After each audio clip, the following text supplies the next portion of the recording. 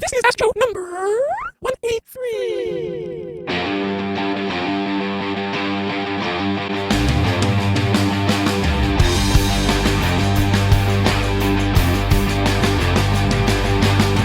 Hello and welcome to the podcast. My name is Joe Gilder, and this is take 2 of doing this intro. The first one, I forgot to hit the record button, and in my narcissism, I will be blaming everyone on the live chat for not noticing that the audio was not recording on the screen. I'm kidding. I'm running this session. Life lesson, if you're running the session, it's always your fault. So that was my fault. I'll just do the intro even better now. Welcome to the podcast. I'm glad you're listening. If you're here live on the live stream, which happens every Tuesday at 1 p.m. Central Time, I'm super glad you're here and hope more people join us. It becomes a big party. Even Johnny Fuller is here, and he's on vacation, which is why he gets to join the live stream. I love it. Great use of your quality vacation time. Now, before I jump into the topic of today and before I jump into your riveting questions, I'm going to talk about something that is amazing that I just launched this week. I think it's amazing. I think it's going to be really fun, and it's something I've never done before. I mentioned it last week on the podcast. This week it is a reality, and it's called Mix Together. If you head to homestudiocorner.com, you will see it, or homestudiocorner.com/MT for Mix Together, not to be confused with Middle Tennessee State University, which is where I went to college. Common confusion, I know. But Mix Together is a free video series that I will be releasing one per week over the next however many weeks it takes, where I will mix a song, one of my songs called Mission, from start to finish. So the first video is up. You can actually watch all the videos for free on YouTube. You have to do nothing more than go find the Home Studio Corner YouTube channel, subscribe to it, and watch the videos. And I will be releasing them weekly. If you want to be extra awesome, you can go to homestudiocorner.com/MT and sign up to receive the multi-tracks for the song that I will be mixing. So you enter your email address, and I will email you a download link to the files themselves, so you can download the files, pull them into your session, and mix along with me. Hence the name Mix Together. I want us to mix this thing together. Now, will I be able to do critiques of everyone's mix as you work on it? No. I won't have enough time in the day to do that. However, maybe I can work something out down the road where we do one of these live streams where I could critique as many as I can. However, critiquing the same song over and over will probably make all of us go crazy. So maybe that won't happen. Either way, check it out. Mix Together, homestudiocorner.com/MT. Video number 1 is up, and the rest of the videos will go up on Mondays until that song is finished. Cool thing about this is it's not going to be polished. It's not going to be edited. It's going to be very much Joe style, which is just do the thing, make mistakes, learn from those mistakes, and adjust accordingly. So I will not be cutting and editing, so you only see me do the good stuff. You'll see me try stuff that won't work. You'll see me try stuff that does work. You'll see me experiment. It'll be very much as if you were sitting here in the room with me, and I'm mixing something and kind of cluing you in, including you in the process, saying, hey, here's what I'm doing. Here we go. And by the way, someone in the live chat is asking a great question. Can I use your tracks in my mix portfolio? Yes, absolutely. That is one of the reasons I do it. So if you don't have if you've never mixed a song in your life, you can have a Joe Gilder song in your portfolio. All I ask is that you send, when you post it online, that you say this is the artist Joe Gilder, and maybe link back to joegildermusic.com. Show a little love that way. Otherwise, it is yours. Okay, so today I want to talk about, the topic of today is the importance of speed. I wrote an article recently, which if you haven't read, I highly encourage you to go find it and read it over on Home Studio Corner. It's about momentum. Just go search. If you go to Home Studio Corner, go to the blog, scroll to the bottom, and search the word momentum. It will come up. But essentially, to summarize, I talked about, and I may have talked about this last week on the podcast. If I did, I'm sorry for the repetition, but repetition is good. It's about how it's really hard to start things, and then once you start them, you might feel really good about it, and then maintaining momentum to keep the project going is of utmost importance. And I've experienced many a time where I've intended to maintain and foster a sense of momentum, and I've just let it go flat. And that means I have to kind of restart the engine every time I go to work on this project, which A, is really hard to do. It's hard enough to start the project the first time, and B, it takes a lot more effort to get it started again, and it makes you take a lot longer to finish because you're letting months and weeks go by between working on the thing. So if you can there's a reason I do things like speed mixing, which is one of my courses where I try to mix a song in an hour. The goal isn't to always mix a song in an hour. The goal is to get quicker at doing things so that it doesn't require as much effort and as much momentum to get them done. So that kind of segues into the topic of today, which is speed. When let's see, last week I'm working on I'm mastering a song for a client, or I mixed it and now I'm in the mastering phase, and we're in just the final stages of a couple tweaks. And this is actually for a VIP member of mine who is working on a project with a local band up in Philadelphia. The band is called Sunday Muse. Really, really cool kind of folk stuff. Very, very good.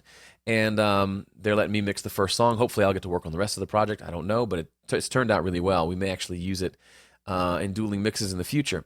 Anyway, two of the members of the band actually made a trip to Nashville, not to come see me, but they were coming to Nashville, and so we coordinated to meet up, and they came here in the studio and actually worked on the song, mastering the song while they were here, and let them sit and listen on my Sennheiser headphones and kind of give me their feedback and all that. It was very cool. We just hung out, which is always fun.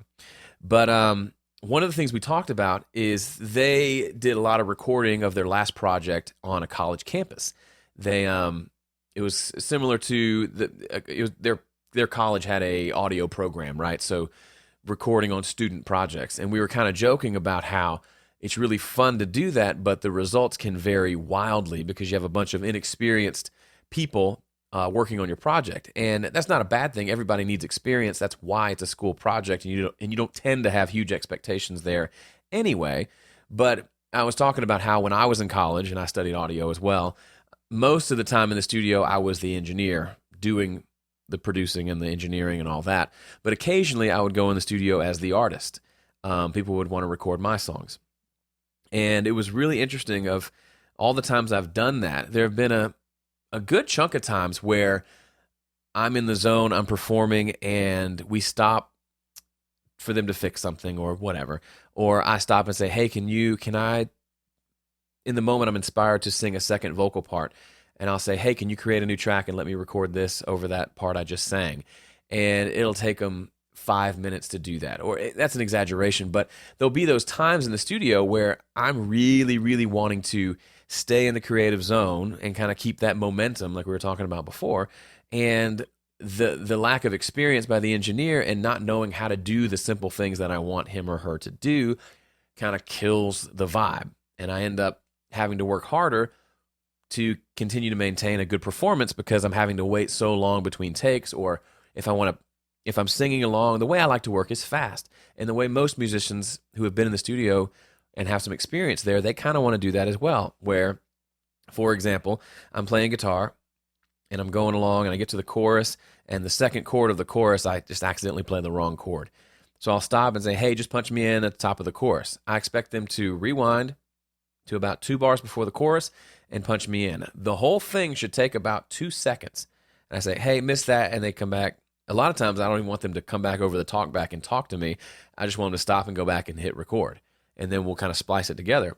But there are so many times where they're not paying attention, or they rewind too far and they want to check and make sure you know where they are, or they keep interrupting you by talking to you when really they just needed to rewind a few seconds and hit record. And it tends to kill the session.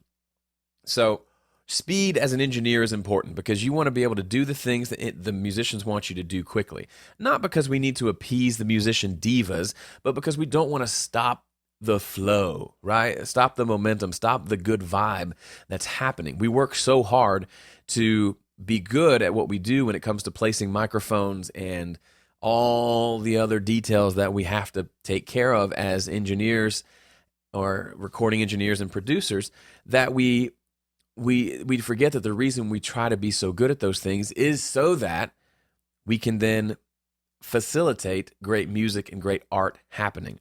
So if we're not quick, if there's not a focus in you on becoming quick at what you do, you'll end up being the weakest link in the recording project. Now, how do you become faster at your work? A lot of it's through repetition. A lot of it's through awareness. Just being aware. If they say, hey, can you create a new track? you should know and learn the shortcuts that will allow you to do that quickly. In Studio One, what I usually do is I right-click on the track that I'm wanting to, if I'm recording a vocal and I want to use that same mic for something else, I right-click on the track and hit duplicate. It duplicates the track without the audio. I can change the name if I want, or I can just hit record and boom, we're ready to go. It literally takes as long as it takes for me to right-click and click the selection I want and then turn off recording on one track and turn it on the other. That's how fast it should be. If you're any slower than that, it's just starting to kill the momentum. Now, shift gears for a minute. We're talking about speed. Shift gears for a second, and we'll talk more about in terms of bigger picture projects and mixing and recording and all those things. I've mentioned already about how important momentum is, and when you combine momentum, one way to guarantee that you have some momentum is to become faster in the way that you work in general. So the reason I do my backwards mixing approach is because it's faster. And see, it's not just faster, it's also better, in my opinion. I get better mixes when I do less to the tracks. If the tracks were recorded well, which is a big asterisk, if they were recorded well, then I shouldn't have to do a lot of work to every single track in the session to get a good mix. It's a kind of a minimalist approach to mixing that translates into the mix being better and it taking me less time. Same thing with recording. If I can batch things together where if I'm doing acoustic guitar on one song, I go ahead and pull up the next 3 songs and knock those parts out while I have the guitar in my hand, the microphone set up, the headphone mix going, I find ways to be efficient and to keep moving. And the biggest thing is to set big deadlines, such as recording deadline, mixing deadline, mastering deadline for these big projects, but also micro deadlines of I'm going to go down here and I'm going to record acoustic guitar on this song, on these 3 songs, and I'm going to be done in 2 hours. And 9 times out of 10, you'll go over the time allotted, but having that allotment of time and knowing that you're up against the clock actually creates a good amount of pressure that will help you get finished more quickly. Deadlines are fascinating. You've heard me talk about when I set the goal to write 50 songs in 12 weeks. A lot of people said it was a ridiculous endeavor, it shouldn't be done, but the biggest reason I did it is because I set a deadline, and 2 weeks out, I still needed to write 27 songs, and because the deadline was looming and because I had told you lovely people about it and didn't want to, and basically wanted to save face, I hunkered down and I wrote a crap load of songs, 27 songs in 2 weeks, 14 one week, 13 the next. And as the story goes, and you've heard this before, 8 of the songs that I wrote during that 2-week period ended up on the album Better This Way. So I don't know if that's proof of anything, but it's at least interesting. And that's all I have to say about that. Boom.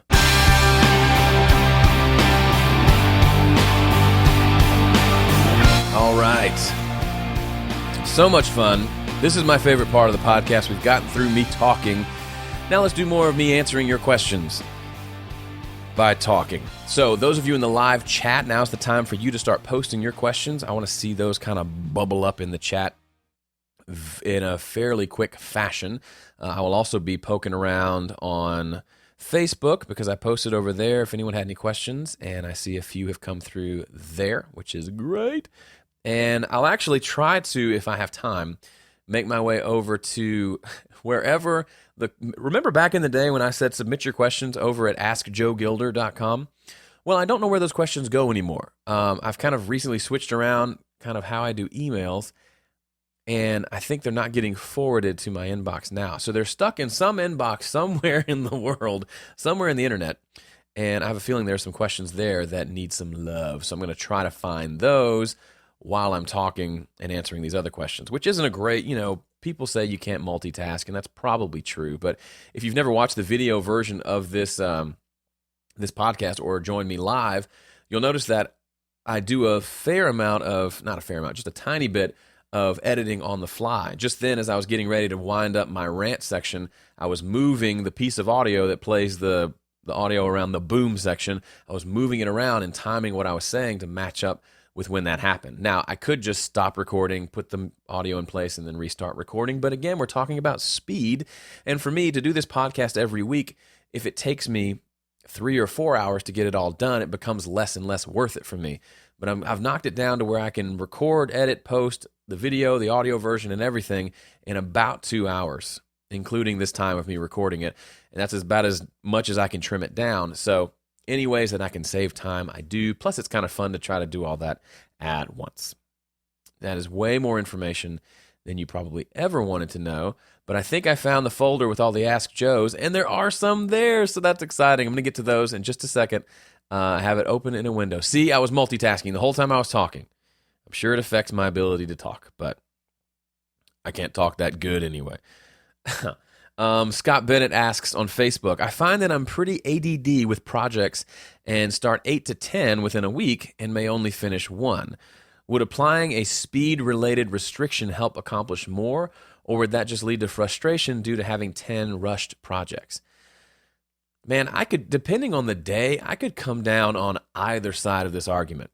You could argue that having more than one project going at once is helpful, because if you get a little burnout on one, you can switch gears and go to another one that refreshes you and excites you.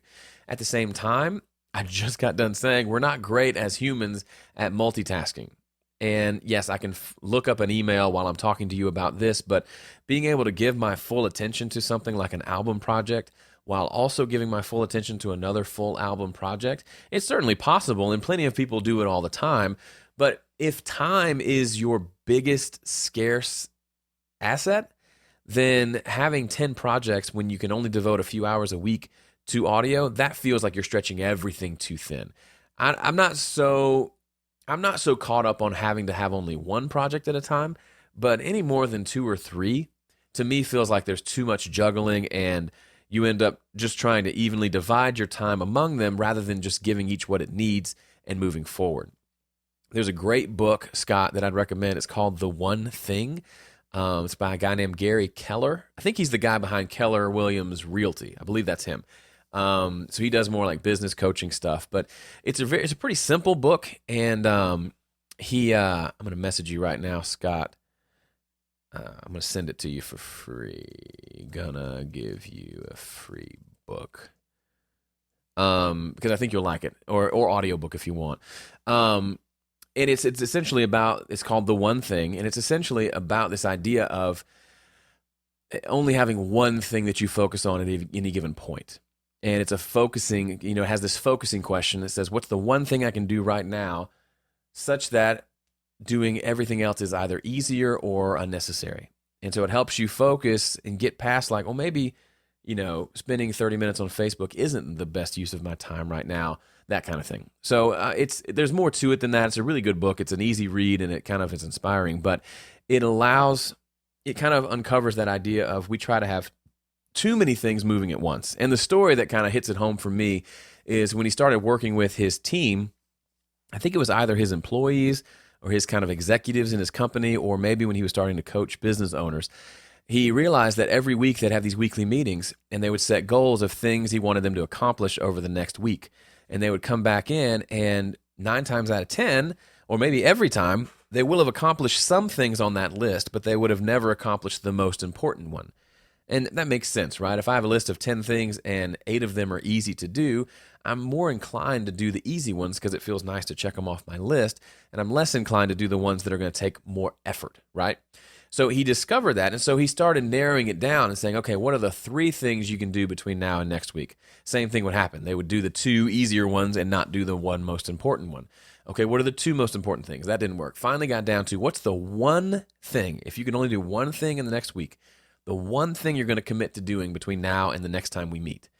And he said it was like a complete game changer, because then either you're going to decide on something unimportant and say that that's your most important thing, which will hopefully expose itself, right? Or you're forced to say, you know what? Of all the things on this list, this one here is the most important to whatever my goals are, whatever I'm trying to do. So there is a case to be made for honing down and doing just one thing at a time. And I think you'll find when you do that, and the seasons of my life, I don't do this super well, but when I feel super overwhelmed, I try to revert back to this. And the seasons of my life where I feel like I've made the most progress in the shortest amount of time are when I have some pretty short, I kind of block everything else out, and I just focus on 1 or 2 things, ideally just one. And, there's some people who say you can only focus on 3 projects at a time. Maybe that's a good stepping stone for you. But I think 8 to 10 projects going at once it just doesn't seem like it's a good idea unless you can finish them all in a reasonable amount of time. If you don't have the time to do that, then I say punt and focus on the one or two most important ones that'll give you the biggest impact, whatever that might be, and go from there. Daniel Mapelder says, I have a question about panning. You did a mix critique for me last week. Daniel is a VIP member. I do mix critiques once a month where I pull up the forum where they submit their mixes, and I listen to as many as I can in an hour, offering critiques for free. So check it out. He says, you mentioned that my song didn't seem very wide, that a lot was happening up the middle. I know I pan certain things 100% left and right, but how much do you play with in the in-between? I tend to put some things at 90 or 80%, trying not to clutter up each side. Is that just muddying up the middle of the mix each time? Any tips for making it seem even wider? Daniel, I remember the comments I made on yours because it sounded like most things were panned up the middle. So you may have had one or two things panned left and right, but there were so many instruments up the middle as I remember. I would take some of those and pan them out. As far as going 100% left and right or not, that's certainly a big debate, and you can make a case for either. I like to start left, middle, and right as my extremes and stick with that until something really feels off. Theoretically, going 90 and 80% in, you don't really gain that much. It doesn't really clear out the edges that much anyway. I like to keep them wide open. And then if towards the end of the mix I realize that's just too far out, it feels weird, things like overheads for me, and sometimes toms. When I pan toms hard left and right, that feels a little much. Sometimes I'll bring those in some. But for the most part, I like to stick, if it's a rock song, one guitar way on the left, one guitar way on the right, and just go. Go listen to any rock song, whether it's current or super old, and you'll see they do a lot of that panning, especially the old stuff. I mean, you get into some of the older Beatles stuff, and like drums are panned to the right and things like that. It just gets weird. But I think we're too afraid of things being too wide, and I'm not sure why, because you have a stereo width. It's not like we're doing surround sound where we're trying to fill up a 3D space. We're just trying to fill up left and right, which I would think means panning things all the way to the left and all the way to the right, and then everything in between. So there you go. All right, that third thing was not a question. Let me jump back over to the chat. Whoa. There you go. Sorry, I just heard myself come back through. That was weird. That wasn't supposed to happen. Tiki's here. Hello, Tiki. Here's a question from Lewis. He says, can you give a fast review of the way that you recorded the song Mission? For example, the hardware that you use or any special preamp? Thanks. I can give you as much as I can remember, Lewis, because that was back in last fall when I recorded it, so I guess that was a year ago. I'm pretty sure all the lead vocals were recorded with the Mini K47 large diaphragm or medium diaphragm condenser mic from Roswell Audio. Great company, started by a friend of mine. Go check them out. They're very cost effective. It's maybe a $300 microphone. Sounds really good. I think all the vocals on that EP were that mic running into the PreSonus ADL 700 preamp. I'm pretty sure that's what I used. The guitars on that EP, I'm almost 100% sure all those guitars were done with the 11 rack, which is the little orange guy you can see kind of over my shoulder behind me, the 11 rack from Avid. And literally just plugging into that, running the audio line output of that into a line input on my interface, and just recording straight. So most of the effects that you hear are a combination of my pedal board and the amps, my pedal board effects, and then any effects on the 11 rack. Most of those effects get printed with the audio for the most part. So all the electric guitars were that. Drums were recorded at my buddy Tim Horsley's house. He's got a basement with concrete walls that he has different baffling up. Really great spot. If you can hire Tim, timhorsley.com, he'll record in that space for you, and it's amazing. It's worth doing at least once. And then bass was my brother-in-law Joel. Through his system, I think he used a brick. Groove Tube's brick is the preamp for the bass, and a few other pedals. And then B3 was recorded at my buddy Steve Peffer's place, and so he had an actual Leslie cabinet and a B3. And so we mic'd up two mics on the top of the cabinet, one mic on the bottom. Those are like, that Leslie cabinet is in a closet. It stays there always. Those mics are always there, so I don't know what it was running through. We just recorded it, and I said awesome, and we called it a day. But yeah, that's the story behind Mission. And then, yeah, I think that's it. Nothing too crazy. Just trying to make good sounds. Paul Lucas says, how do you change hats when recording yourself? I find it hard to get in creative mode when I'm doing the engineering. I just don't, to me, maybe I just don't have a hard time switching back and forth. To me, it's all creative, right? To me, and I don't do this almost ever, but if I'm running sound for a band at a show, I feel like I'm a part of the band. Yes, my work is a little more technical than the guitar player. But even, if you're a guitar player, guitar players can get pretty nerdy and technical about their pedals and how they set things up and how they order things and how they get their tones. It becomes a pretty technical experience anyway. So then on top of that, a sound guy is just doing a lot of technical stuff with an eye towards making everything sound good. So to me, the engineering is just as creative as the music. Not just as creative, but very much creative. So I don't find there to be much of a difference. To me, the engineering is just a means to the end of a great sounding piece of music. So if I'm recording acoustic guitar, I play and I'm listening and I record it and I listen back and I'm just listening for the sound that I need it to sound like. It might involve a different guitar. It might involve a different mic or a different mic position. But once I hear what's in my head coming out of the speakers, I'm good. And all of that is just kind of a warm-up process for me as a musician. And it's the engineer side of me really getting the job done and making sure we have things set correctly. Then you just rock out. So I understand that, there's probably a lot of psychological terms for when you study, and probably in that book, The One Thing, I know he talks a little bit about this. And I think other authors have talked about this too. There's something about when you're forced to switch focusing on one thing for something else, there's a certain amount of time that your brain needs to completely switch and adjust. So for me, switching from positioning a microphone to playing guitar feels seamless because those two feel equally as important and as creative in my mind. So maybe it's a matter of maybe don't separate it as much in your mind and see it all as a part of the creative process. I think it'll probably help you overall to do that anyway. But yeah, that's probably my best advice to you. It is creative. It is just as creative to me. So maybe try to view it that way. Marion says, how do you push the vocal back further in the mix? Mine seems too upfront compared to my references. The biggest way to do that is turn it down.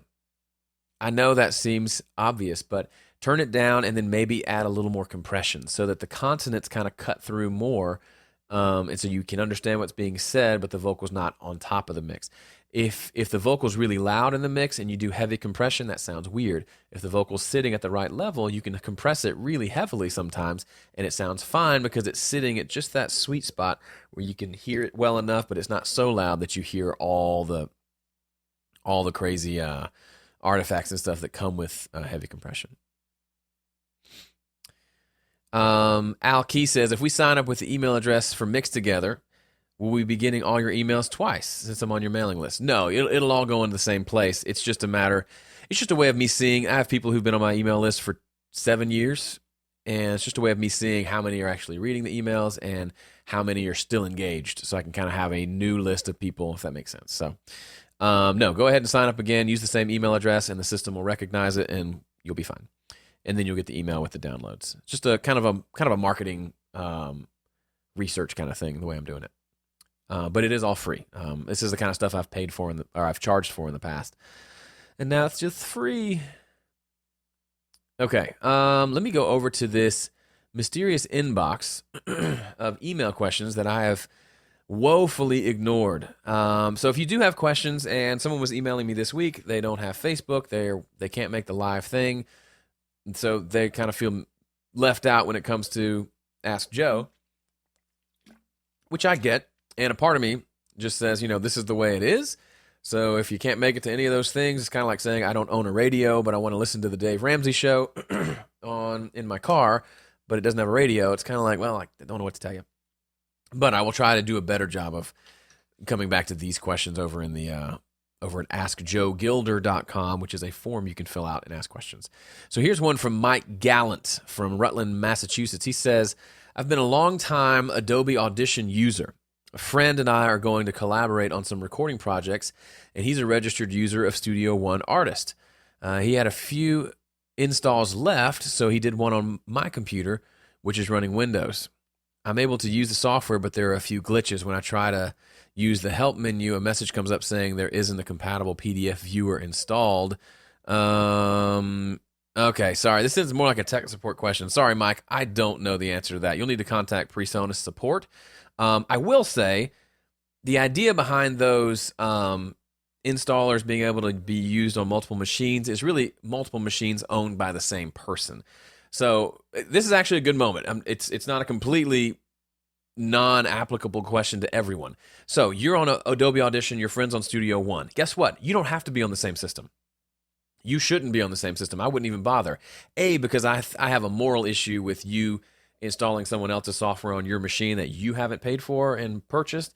And that's not just because I'm a PreSonus fanboy and I'm a partner with them, but just in general, that's just how I tend to feel about things. Secondly, I think you collaborating with other people that don't have the same software is super easy. I just mentioned, someone asked how I recorded the song Mission. All those people that I mentioned, Tim, Digital Performer, Joel, Reason, Steve, Pro Tools, me, Studio One. Guess what? It works fine.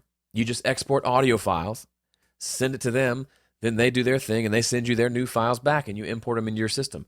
Is it completely seamless? No, but it's really easy. I'm the kind of the hub, and all the spokes come out from me. So I send files out, they record it, they send me new files, I bring them into the master session, and we're good. So I know that doesn't work in all situations where you're both working on it at the same time, but honestly, I don't think it's as big a deal as you probably think it is. If anything, trying to make sure that both versions of Studio One are on the exact same version, and if one's on a PC and one's on a Mac, that becomes more difficult. So to me, I wouldn't even bother. Excuse me, I would just get in there and make music and send actual WAV files back and forth. It works just fine. That's what I think anyway. Kathleen says, okay, it's a question about how to get her company to pay her for the vacation hours that she is owed. So maybe not that many people are actually posting helpful questions over here. All right, one more from Donna Jones from the United States. Donna writes, I love reading your articles on Pro Sound. I need help. Our music files are in typical music industry formats, WAV, AIFF, and MP3. Are these formats being used in AR and VR? And if not, what is? Well, I don't know what AR, VR is. So, okay, we're done with these questions. None of these questions are actually helpful. So we're going to stick to the Facebook and the live streaming questions because you ask actually good questions that are actually applicable. So I'm not meaning to bash on people for their questions, although probably a little bit. And let's see. Let me just see if there are any last minute questions over in the live chat because I don't want to end on that. That was not the best question to end on.